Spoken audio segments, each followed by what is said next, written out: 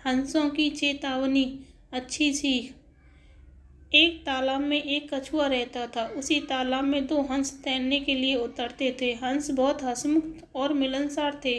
कछुए और उनमें दोस्ती होते देर न लगी। हंसों को कछुए का धीमे धीमे चलना और उनका भोलापन बहुत अच्छा लगा। हंस बहुत ज्ञानी भी थे। वे कछुए को अद्भुत बातें बताते, ऋषि मुनियों की कहानियां सुनाते। हंस तो दूर दूर तक घूमकर आते थे, इसलिए दूसरी जगहों की अनोखी बातें कछुए को बताते। कछुआ मंत्रमुग्ध होकर उनकी बातें सुनता। बाकी तो सब ठीक था, पर कछुए को बीच में टोका टाकी करने की बहुत आदत थी। अपने सज्जन स्वभाव के कारण हंस उसकी इस आदत का बुरा नहीं मानते थे। उन तीनों की घनिष्ठता बढ़ती गई। दिन गुजरते गए। एक बार बड़े जोर का सूखा पड़ा। बरसात के मौसम में भी एक बूंद पानी नहीं बरसा। उस तालाब का पानी सूखने लगा। प्राणी मरने लगे। मछलियां तो तड़प तड़प कर मर गईं। तालाब का पानी और तेजी से सूखने लगा। एक समय ऐसा भी आया कि तालाब में खाली कीचड़ रह गया। कछुआ बड़े संकट में पड़ गया। जीवन मरण का प्रश्न खड़ा हो गया। वहीं पड़ा रहता तो कछुए का अंत निश्चित था। हंस अपने मित्र पर आए संकट को दूर करने का उपाय सोचने लगे।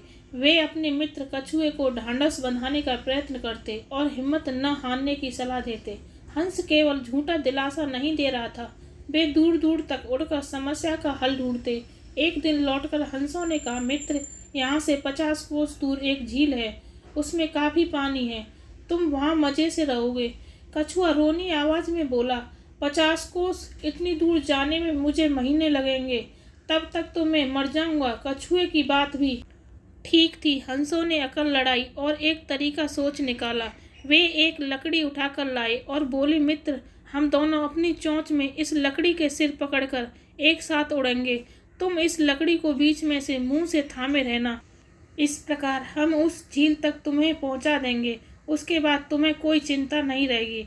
उन्होंने चेतावनी दी, पर याद रखना, उड़ान के दौरान अपना मुंह न खोलना, वरना गिर पड़ोगे। कछुए ने हामी में सिर हिलाया। बस लकड़ी पकड़कर हंस उड़ चले। उनके बीच में लकड़ी मुंह दाबे हुए कछुआ, वे एक कस्बे के ऊपर से उड़ रहे थे कि नीचे खड़े लोगों ने आकाश में अद्भुत नजारा देखा। सब एक दूसरे को ऊपर आकाश का दृश्य दिखाने लगे।